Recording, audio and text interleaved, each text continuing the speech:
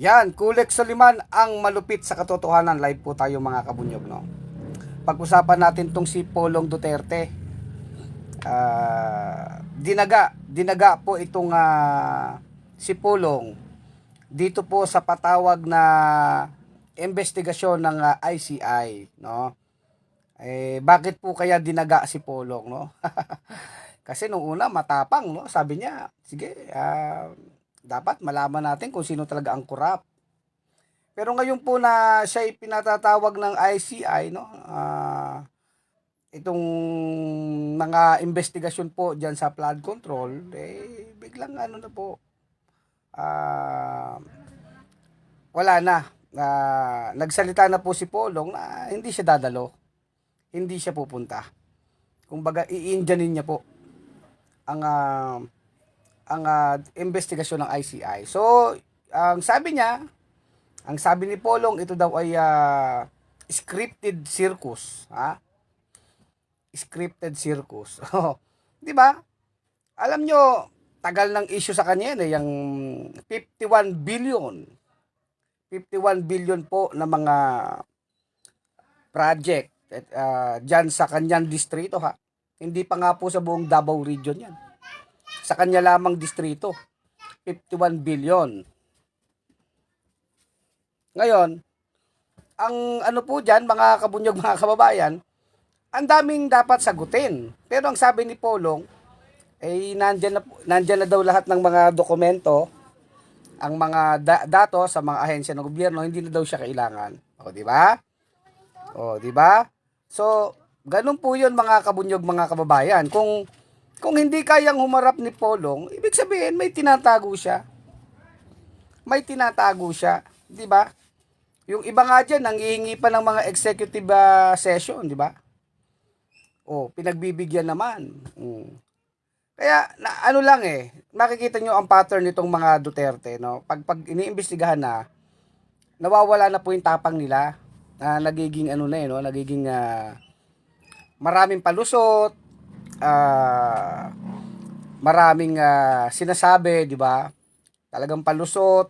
Pero pag sa una 'yan, tapang-tapangan, 'di ba? Tapang-tapangan, siga-sigaan. Pero pag nandiyan na po at pinapatawag na ng harapan, talaga nagpapalusot. So, ang sinasabi po dito ni Congressman Tonchi Tino ng ACT Teachers Party List, sabi niya, hindi pwede yung pa-deny-deny ka lang dyan, pulonglong, di ba? Hindi pwedeng pa-deny-deny. Dapat humarap ka. Dapat humarap ka. Oh. Ayaw pong humarap kasi yung denial po ni Polong general. General po yung denial ni Polong. Hindi nga po pwede dahil ang daming mga detalye na dapat itanong sa kanya. Ang sinasabi ni Polong, hindi daw siya yung nag-implement ng project, hindi daw siya member ng Committee on Appropriation ng mga panahon na yon. Pero isipin nyo po 51 billion ang nakuha ng kanyang distrito nung presidente ang kanyang tatay. At siya ay congressman, di ba? Alam naman natin yan Siyempre, dahil anak siya ng presidente, napakalaki ng makukuha niya talagang pondo sa isang distrito niya. Sa isang distrito lamang. Yung kanyang distrito na kumpara po sa ibang mga congressman, ay mas makapangyarihan si Polong. O, di ba mga kabunyog, mga kababayan? O, di ba? Ma'am Nancy Ong, salamat sa 200 stars. Anong masasabi nyo? Ang sabi lang ni Polong, circus yan. Ayokong magpagamit sa propaganda ni Marcos. O, di ba? Ito nga ang paraan di ba? Para mapakita niya talagang wala siyang kasalanan. O tapos pag kinakasuhan sasabihin, pine-persecute, political lang lahat yan. Ayaw nyo nga humarap di ba? No. Anong masasabi mo diyan, Armilios Elb, di ba? Kumbaga, yung ugali po ni Polong Duterte ay kagaya din ng kay Sara Duterte, di ba? Pag nabubuking, lagi lang sinasabi, politika yan. Hindi Nandiyan ang mga datos. At sino bang maniniwala na, ito po, sinong maniniwala na siya ay bilang congressman, nakakuha ng 51 billion na mga halaga ng pork barrel, tawagin na natin pork barrel yan. Sabi, may mga project dyan sa kanyang distrito, 51 billion sa loob ng 3 taon. Sinong maniniwala na siya'y walang kinalaman sa implementation ng programa? Sino ang contractor, di ba? Walang maniniwala dahil alam natin ang mga congressman, sila din naman ang talagang nasusunod kung sino ang mga mananalong bidder ng mga contractor sa mga infra projects. Yan naman ay open secret na. O di ba Armilios Elb, o. Salamat po Ma'am Nancy o sa yung stars, o. Arnel Naranjo nanonood, o kabunyog natin sa Antique. Ma'am Marley nanonood si Ma'am Marley nanonood sa from Lubao, Pampanga, no? Okay. So di ba?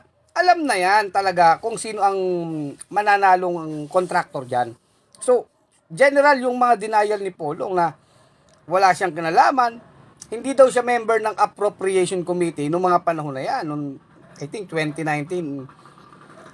Ang point diyan, anak ka ng presidente.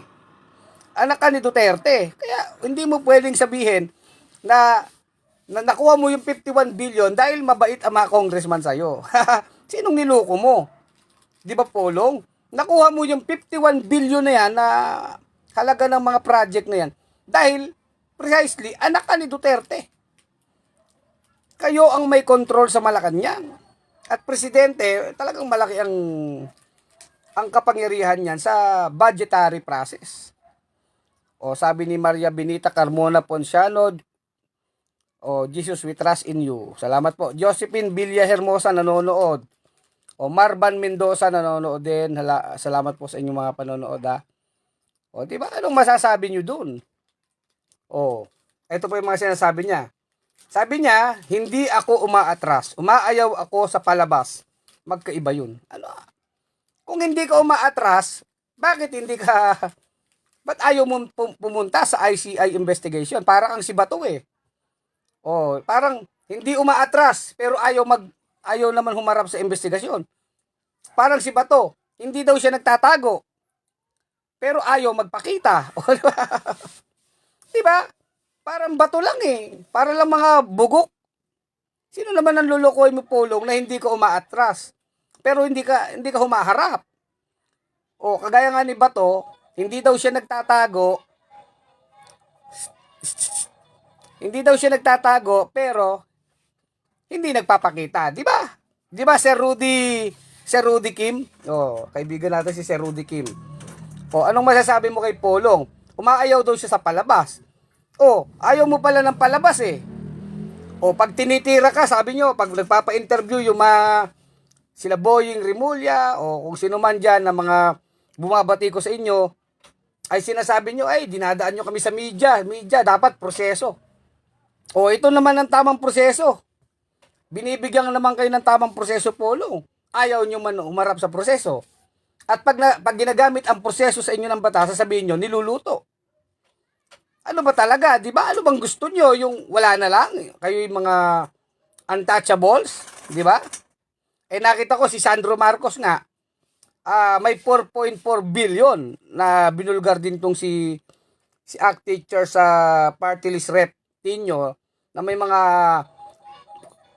so and so na pork barrel tinatawag na allocables. O, ano yun? Inaalok ha? Allocables. O, kay Sandro yan. Nakita natin si Sandro kahit pa paano humarap sa ICI at humingi nga ng executive session. Di ba? Tayo nga ayaw natin ng executive session. Kahit sa ganun level lang. Hindi natin sinasabing si Sandro ay clear na dyan. Pero at least, humarap. So, ikaw, Polong, humarap ka. Diba? Ganun yun eh. Humarap ka. O, kapag may tinatago o kasalanan, maraming dahilan. Ato S. Bundok. Kasi ang pinalalabas nila, Polong, nila Duterte, ang narrative nila, wala silang kasalanan sa flood control.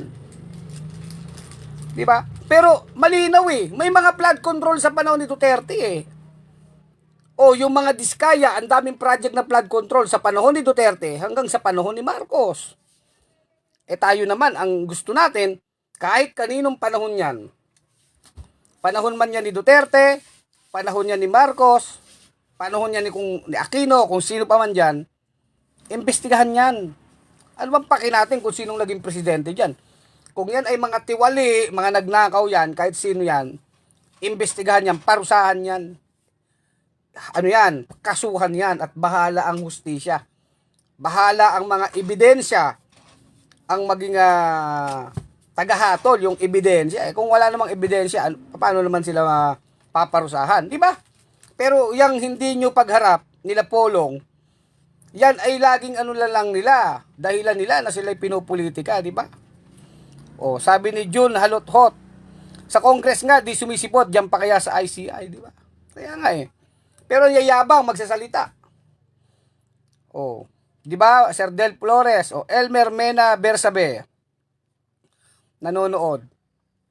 Sabi ni Angel de la Guardia, nanonood si Angel de la Guardia, no? Eduardo Lansangan Mangune,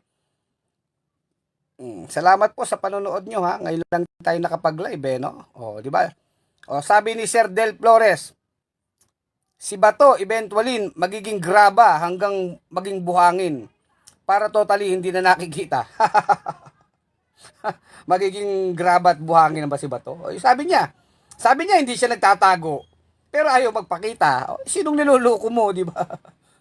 Di ba Sir Del Flores, ano? Sinong niluluko ni Bato, di ba? Yung mga DDS, parang ganito si Polong. Sabi niya, sabi dito ni Polong, appears without power nor jurisdiction over me. O para sa kanya, yung ICI daw ay walang kapangyarihan sa kanya, walang jurisdiction. O. Kasi siya daw ay congressman. O pero pag nagnanakaw kayo, may kapangyarihan kayo sa pera ng bayan. Yan ang mahirap eh. Ngayon, sinong may kapangyarihan sa'yo? Polong. Kung wala palang pwedeng mag-imbestiga sa'yo, deep ombudsman na lang. Tapos sasabihin mo naman sa ombudsman, inaano kayo? Ha? Pinopolitika kayo? Ano ba talaga? O. Kasi sa totoo lang po, para sa mga Duterte, walang batas-batas. Para sa kanila, sila ang batas. O, di ba? O, sabi ni Angel de la Guardia, si Bong Gago, nagtatago na rin ba? Ay, hindi pa naman yata nagtatago si Bongo. No? Marami pang palugaw-lugaw. Marami pang mga pakulo si Bongo ngayon di ba? Arnel Ganya, Duwagis, mga Duterte. Tony Halocon. Di ba? Lourdes Gopanier Bale, guilty kasi sila Sir Kulex. Kaya nga po di ba? Parang si Sara Duterte lang, tinatanong lang naman sa confidential funds, ang ginastos. Ang binabastos po ang mga nagtatanong, di ba? Di ba? Ganun 'yun, ano pang sabi ni Polong dito? So ayaw daw siya, wala daw kapangyarihan ang ICI sa kanya, di ba? Ganun katindi si Polong. Earlier, Tinio called on ICI to prove at least 80 flood control projects. Contracts worth 4.4 billion in Davao City. Isipin nyo, no? From 2019 to 2022. Davao City po pinag-uusapan kasi sasabihin na naman ng mga DDS, pag sinabing Davao daw region, totoo yun. Ngayon, specific na. Davao City, mga DDS. Ilan ang flood control? 4.4 billion pesos. Davao City hindi Davao del Norte, hindi Davao del Sur. Davao City, 4.4 billion from 2019 to 2022. Di ba? Yan. Yan naman ay hindi Yan naman ay hindi imbento. Yan ay may dokumento. So, paano mo i-deny yan? 80 contracts. Hindi naman iniimbento yan Yan ay may kontrata. Ano nangyari diyan? Kaya dapat humarap si Polong diyan. Bakit? Ibinigay na lang ba yan sa kanyang distrito sa Davao City? Dahil automatic lang yon. Kasi ganito po yan, sa budget talaga mga kabunyog, mga kababayan, may mga congressman na mas malalaki ang kanilang pondo na nakukuha ang mga project kaysa sa ibang mga congressman.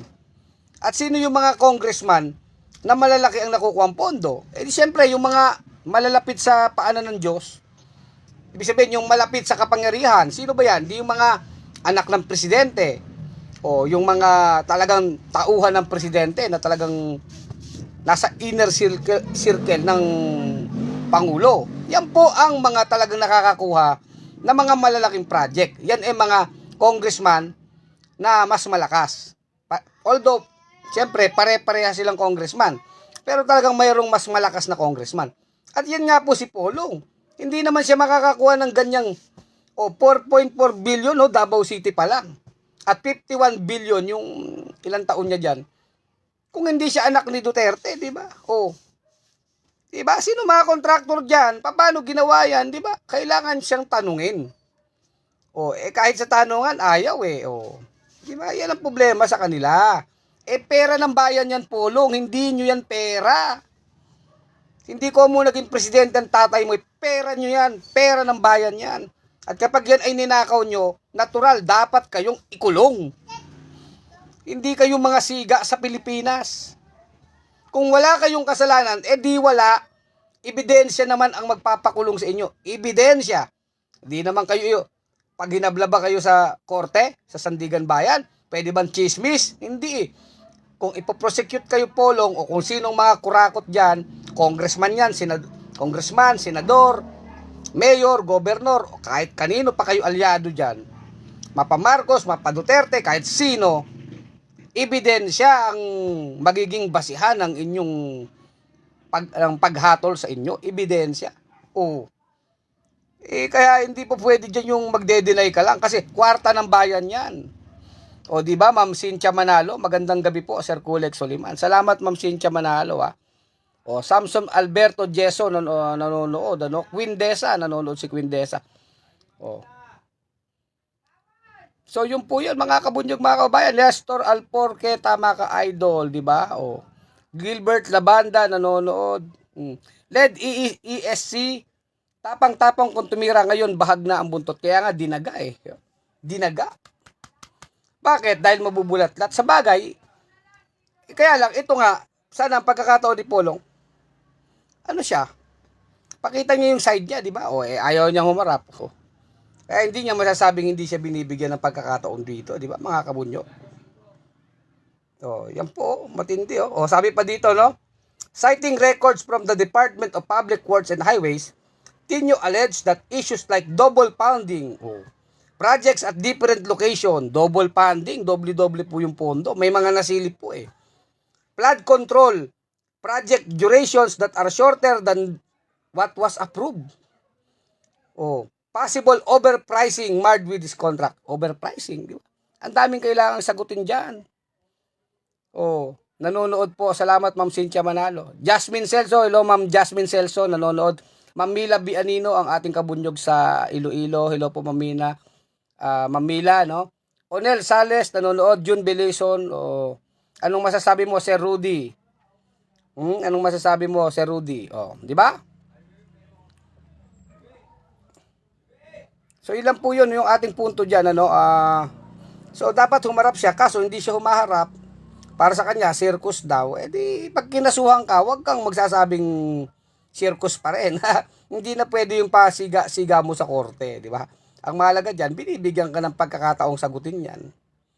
Ganun lang yan po kasimple, di ba? Parang si Bato din yan Ang yabang-yabang, hindi magtatago, make my day ngayon, nagtatago. Parang si Duterte din sa ICC. Siya daw ay haharap, kahit mapunta siya sa impyerno, di ba? Sasampalin niya yung taga-ICC. Nung inaaresto na, marami ng dahilan Parang ganon din si Sara, di ba? Pamura-mura pa. Nagbanta kay Marcos na papatayin. Tapos sasabihin, ano lang daw yun. Joke-joke. Ang daming mga palusot lagi, di ba? Duterte talaga, no? Kaya lang ano po talaga hindi naman sila makakalusot Lalo po ngayon, galit na galit ang taong bayan. Polo, 51 billion yun Hindi naman piso-piso ang usapan dito na pera ng bayan. Hindi piso-piso yan. Ang isang mahirap nga, tayo. Pumasok ka ng isang convenience store o isang grocery. Magnakaw ka ng isang latang sardinas at pag nahuli ka ng sekyo, kulong ka talaga, may picture ka pa, di ba? Pinipicture, pinapahiya pa nga yung muka, yung mga nagsishoplifter, di ba? Ganun katindi pag tayong mga maliliit, ang nakakagawa ng mga paglabag sa batas, isang latang sardinas, isang latang gatas, di ba? Nakukulong. Matalim yung batas. Sila bilyon-bilyon pinag-uusapan, tapos sasabihin mo, circus. Ano kung klase ka, Polong? Hindi circus yan. Yan ay paghahangad ng bayan ng, ang tawag dyan, accountability. Hindi kayo mga hari, hindi kayo mga siga. Ang mga kwarta na ginamit nyo ay pera ng bayan. Makapal ang mga mukha nyo dyan. Saldibaroy, Loser Kulex, magandang gabi. Lahi nila yung mga duwag, di ba? So, dapat humarap siya para malaman natin ang katotohanan, di ba? Hindi nga humaharap di ang katotohanan ay ayaw humarap. At pag yun nga, pag ayaw humarap at nagtatago, ay may tinatago, di ba? Ganun kasimple, di ba? Mga kabunyog, di ba? Armilios Elb, di ba? Simpleng-simple, di ba, Ma Marlene? So, yan lang po, maikli lang po ang ating vlog, no? At i-share po natin itong ating vlog, no? Minsan lang ako makapag-live, ano? So, Kulex Soliman ang malupit sa katotohanan sa bunyog pagkakaisa at sa aking wall, no? Kulex Soliman. Dapat hindi dagain si Pulong Duterte kung talagang matapang siya. Kasi, kaso nga po talagang pamilya ng duwag yan. Pamilya sila ng mga duwag. Tuloy ang ating laban.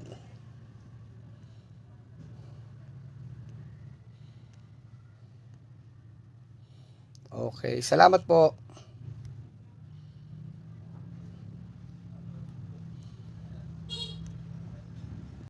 Bunyog, bunyog, halikan na kasama ka. Bunyog, kapag buklod ay may pag-asa.